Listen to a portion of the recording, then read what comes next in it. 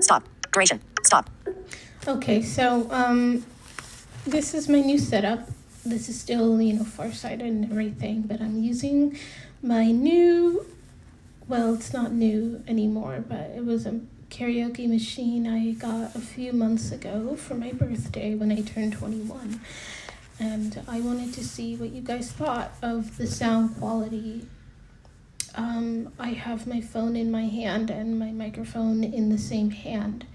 So I'm basically talking into both of them right now.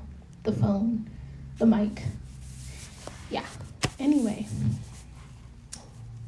I will try to stop breathing into the microphone. Okay, let's do this. Chapter 12. The traveler's patience and ingenuity is rewarded as he is propelled forward. The harvest will come, and it is for the traveler to reap the fruits of his journey. Christmas break trickles by. I spend it all with Mom, trying to make the season bright for her. During the days, we do all the stuff we used to do when I was little. Build snowmen, bake cookies, play games, sing songs. All of this goes down. Mom retires to her room and lays in bed crying. I don't know what I can do to help her. While Mom has her dark moments, I hang out in my room, listening to music in my headphones, since I don't want to hear her cry. I work on learning my runes, and even try the trick Simi taught me on the day Dad left. I put a sock on my right hand and use it to pick up one of the runes at a time and use my psychic touch to figure out which one I'm holding. I do this over and over again and make a fair amount of progress. I can now guess the correct rune about 1 in 3 times. Still, this activity is exhausting. Seems I've got to choose between psychic strengths and physical strengths. To fight Dax effectively, I'm pretty sure I'll need both. So I continue to train, hoping the imbalance will shift. New Year's Eve passes uneventfully. Mom and I watch the ball drop in Times Square, our own little New Year's tradition. The great thing about the ball drop isn't the ball itself.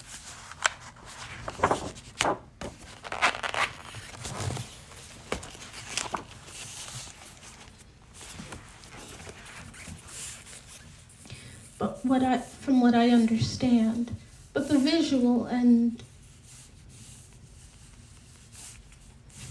isn't the ball itself. From what I understand, the visual end is pretty lame.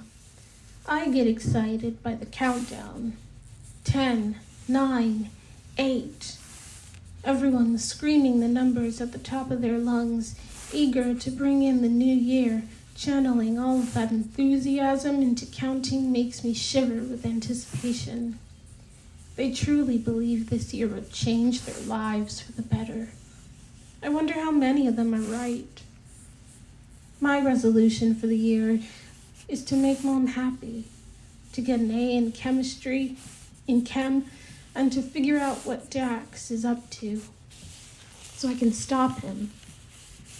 I'd also love for this year to be the year I get a girlfriend, but that's not really something I can resolve to do. Still, my heart pounds as I get ready for the first day back to school. Simi's going to kiss me. I just need to apologize and play nice so she can tell me how much she missed me and plant a big, wet one on my mouth. While Mom is making breakfast, I sneak into her room and follow my nose to the dressing table looking for something musky and manly, something to make me smell nice for Simi. Cologne in a cylindrical glass container catches my attention. I spray the chemical mist on my shirt 4 times and shake out my arms to spread the scent around. Perfect.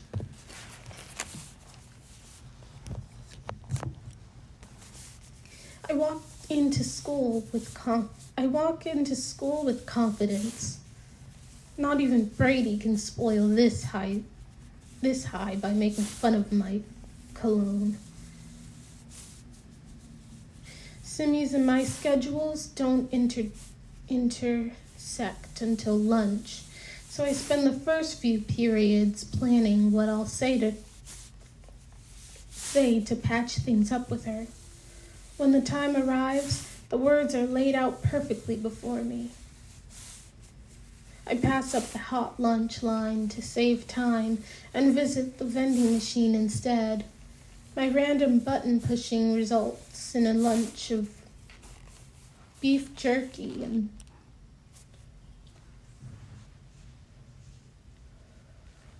hold on. Results in beef jerky and Twizzlers. Not too bad. Simi and Shapri are already at the table when I slide onto my seat. Their animated chatter stops as soon as I join them. "Hi," I say with a smile, flourishing my hand in an enthusiastic greeting. "Is it cool if I eat lunch with you today?" Simi clears her throat. Shapri says, "Sure, whatever." "Great," I continue on to the planned portion of my speech. "So, the holiday season got me thinking. It's a new year. Time for new beginnings. Seems like a good time to let go of our arguments and move on, start anew. All of our chem grades should improve if we begin talking again." I laugh. "And besides," I say, facing towards Shapri, briefly, and then shifting my full attention to Simi, "I missed you." I smile and wait for Simi to kiss me and say she missed me too, but she doesn't. "That's all?" she asks instead. "Huh?" "Nice speech, Alex, but that's not enough. Don't you think you owe Shapri an apology?" "What? Why? I just said I want to go back to how we were before." "I want that too, but first you need to say you're sorry." "I don't think there's anything for me to apologize about, really, but if that'll speed this up, fine." "Sorry," I mutter. "Didn't mean those things I said." "Friends?" "Friends," Shapri says, reaching across the table to squeeze my hand. For the first time, I notice she smells like fresh cut grass, like summer. Removing my hand from under Shapri's, I offer it to Simi. "Friends?" She shakes my hand and says, "I know you're just saying it to say it, but okay, friends." "Did you miss me?" I flirt, lowering my glasses so that my eyes look out at her from beneath. I've heard people say eyes are the windows to the soul. On the off chance my windows are actually open, I want Simi to see that it's okay for her to sneak inside. "Not especially, but glad you're back," Simi replies. "Don't listen to her," Shapri counters. "She missed you. We both did." I don't say anything. I guess this isn't the moment our kiss happens. I should have paid more attention to what else was going on in the vision, so I'd know when the time was right. How could I focus on anything but those sweet, sexy lips, though? A lot has happened since we last A lot has happened since we last talked, Shapri says, picking at her sandwich. Simi and I went to this crazy party Brady threw for New Year's. Basically, it was the only thing going on in town. And we felt like celebrating. Everyone was there. And for once, nobody bothered us. And it was kind of hilarious to see Brady fumbling around like a drunken idiot. Pretty fun. Oh, and business is picking up at my mom's shop, too. Guess people are past the initial shock of having a psychic in town. Now they're getting curious and want to come by to see what she's all about. Over break, my dad taught me how to cook gumbo. I'll bring some for you to try one day, okay? Under the table, Simi squeezes my thigh before I can say anything to remind Shapri that her dad's a ghost, or express outrage at the thought of the two of them at one of Brady's moronic parties. Yeah, I'd love to try your cooking. Thanks. Simi changes the topic. Hey, next week is Lori. My parents are throwing a party for their friends and neighbors. Would you two like to come? What's Lori? What's Lori? I say, chewing on a twizzle stick. It's an Indian festival to celebrate the end of winter. In India, you make big bonfires and eat and dance. The party's next Friday. Say you'll come. Next Friday? Shapri asks. Shoot, I can't. We're going out of town to visit family. I haven't got any plans, I say all too readily. I'll be there. Simi gives me a side hug and rubs my arm, as if the distance had never come between us.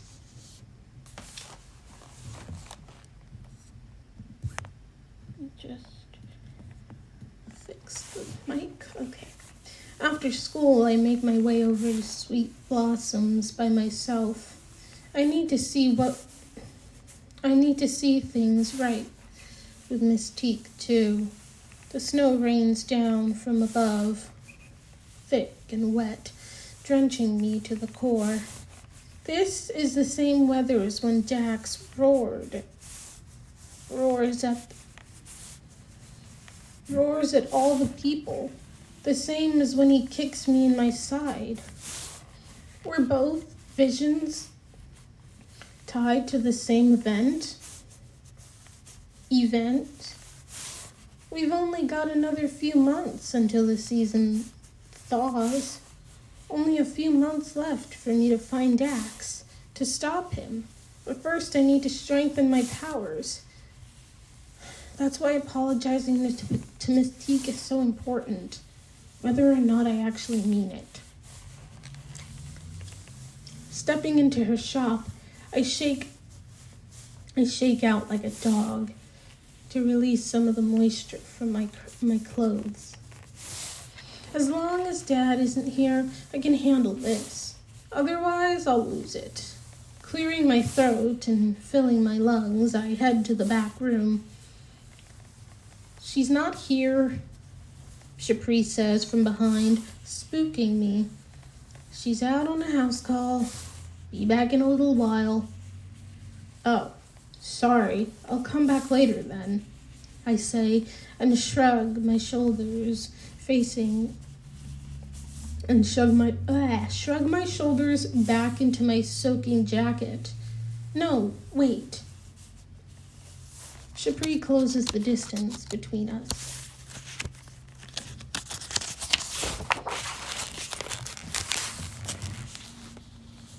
Standing a few inches behind me.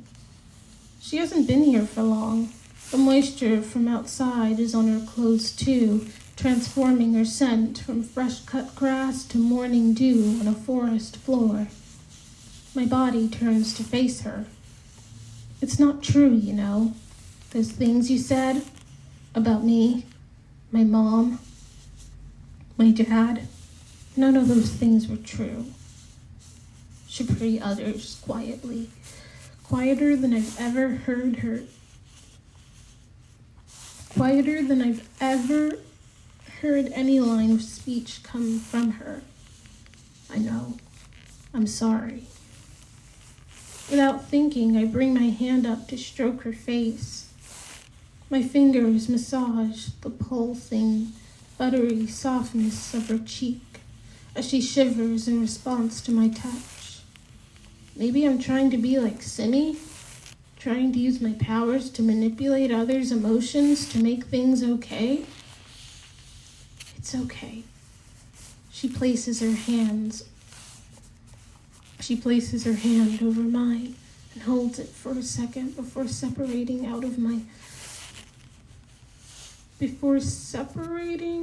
out my ring finger and guiding it across the planes of her face. One by one, I learn her features. The full cheeks, jawline, chin, delicate eyelashes. Neither of us says anything as she continues to paint the contours of her own face with my hand. I circle my other arm around her waist as if this is the most natural thing in the world. She releases my hand and uses her own to trace the outline of my face.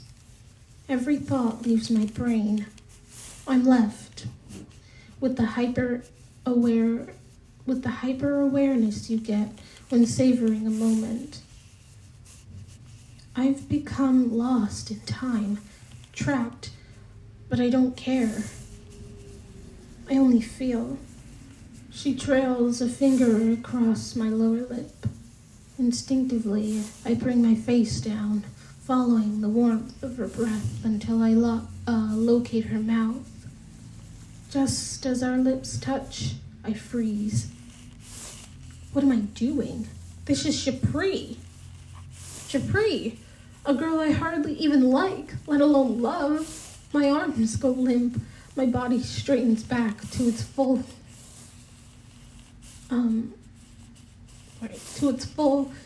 erect posture. I forgot who I was, but only for a moment. Shapri isn't Simi, isn't for me. I clear my throat, having no idea what needs to be said for us both to forget what almost happened. But she speaks first. Look, my mom is back. I've got a lot of homework to do, so... She leaves the sentence incomplete and rushes out the shop. I knew you'd return, Miss Teak says. Matter-of-factness echoes in her voice as she removes her coat and scarf and returns.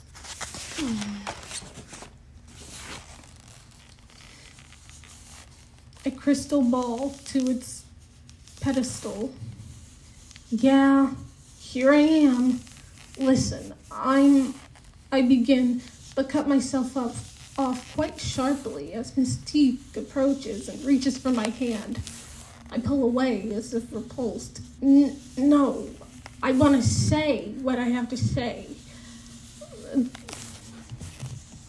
There's no way I want Miss Teak to know about what just happened with Shapri. I don't even want to know about it. I don't even want to know about it. Very well, then. We head toward the back room as I try to remember what I planned to say, my brain a complete jumble. I'm sorry, I guess. Sorry for blaming you when Dad left. And sorry for... And sorry for going away. This is the best I can do, given the circumstances. But I'm here now, and ready to train. I show Miss Teak my exercises with the runes, and she is impressed by the progress I've made on my own. She gives me a few pointers on entering a trance while reversing my physical energy. Reserving my physical energy. As I leave the lesson, she informs me we'll be trying something new tomorrow. I thank her and head over the sweet blossoms, pausing before entering. The wind whips my face in accusation. Seems the whole universe wants to know why I almost kissed Shapri. I don't have an answer.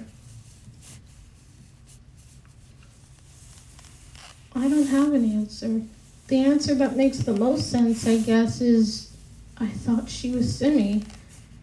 I forgot where I was. Yeah, that's what happened. Then I remember the scene matches the one of my vision from the reel. The second or third one in. If the event of my visions were in order, then that means that I've missed my kiss with Simi. Two types of prophecies exist. Mystique's words ring through my head. Those that will happen no matter what, and those that can be prevented. We can't know which is which. I shrug them off, wishing I could distinguish the two, and wonder what I did to unintentionally prevent the kiss. Inside, Mom is floating around the front of the shop, holding a bouquet of tulips and spinning round and round. He called, she sings. Dad called. He said he misses us. He's sorry, and he might be coming home. She dances another circle, then saddles me with a huge hug. Oh, Alex, I knew this nightmare couldn't last forever. She kisses my shoulder and backs out of our embrace, waiting for my response. When is he coming back?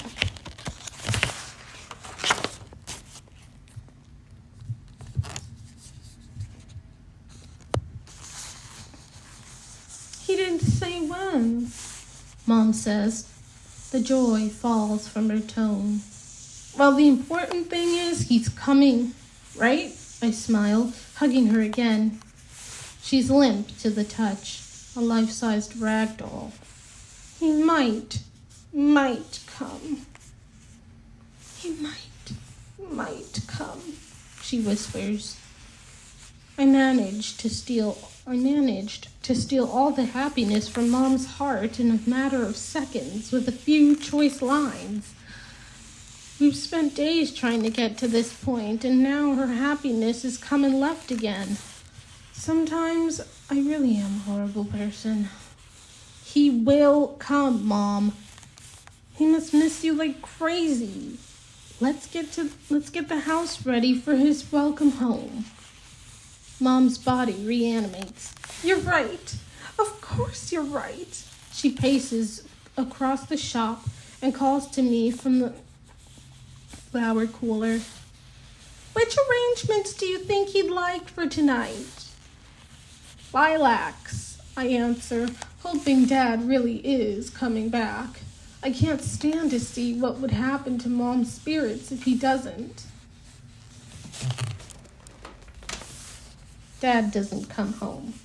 But Mom handles the disappointment better than I thought she would. She gently pushes the lilacs into the garbage disposal and flips the switch with a sigh of resignation. The blades of the disposal amplify the already potent fragrance. The kitchen saturates, and the smell remains for days. The last of it goes on the day of Simi's Lori party. Mom gives me a bouquet of birds, of birds of paradise to take to Simmy's mother, and bakes snickerdoodles as my contribution to the banquet.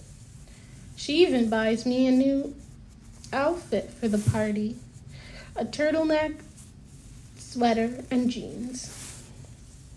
Apparently, we've got a bit extra cash these days, since the number of mouths Sweet Blossoms has to feed went from 3 to 2.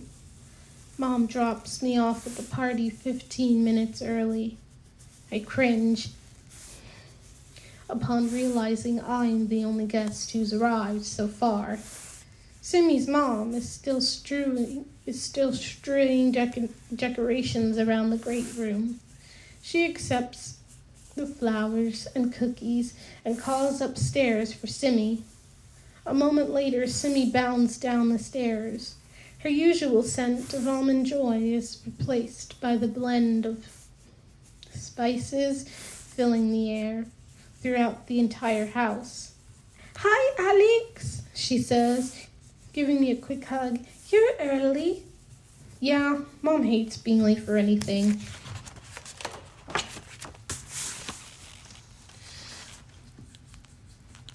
Which means we're usually early.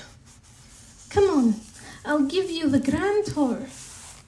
She takes my hand and guides me up the unfamiliar staircase, which is extra wide and curves in a semicircle. Our house doesn't even have stairs, except for going down into the basement. Simmy's house could probably fit at least 3 of my houses into it, inside. "It's too bad Shapri couldn't come," Simmy says, as we make our way into the upper floor. Yeah, I agree passively. Actually, I'm glad Shapri isn't here. Things have been awkward with her since our almost kiss. Simmy doesn't seem to pick up on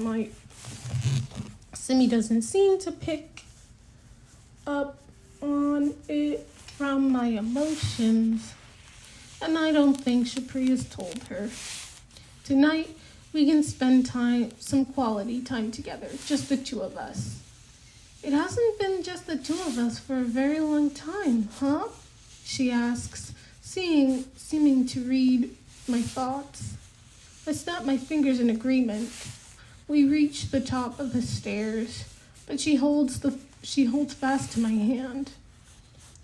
This is doubly good, since I need help navigating new places, and I love the feelings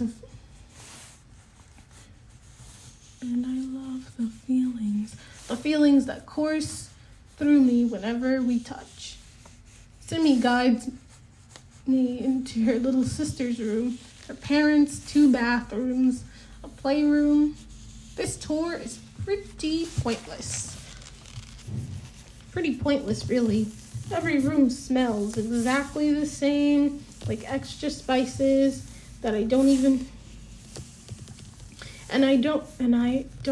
have the time to grope my way about and explore the contents. Still, I let Simmy continue. She pauses inside the last room. "This is my bedroom," she says. "Go ahead, take a look around." I look with my hands, I explain, flexing my fingers in display. "That okay?" "Of course, I want you to see in whichever way you see." She falls back onto her bed with a muted thump and waits. I trail my hands against the wall, moving left from the door frame. The first thing I make contact with is a corkboard covered in glossy photos and paper notes. "My memory board," Simmy says. "I keep photos, letters, birthday cards." "What kind of memories are on here?" "Mostly family and school stuff. Snaps of my first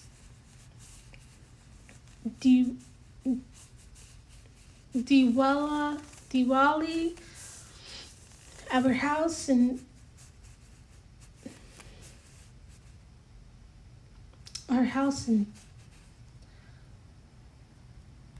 Delhi, Delhi.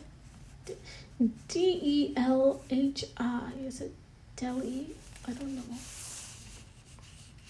Me winning the school science fair the day Neil was born?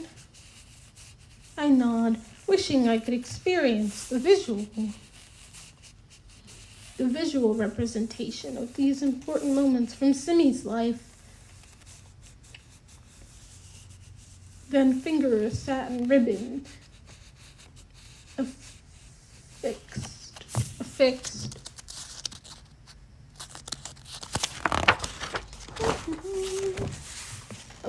Affixed to the board. The science fair? I ask.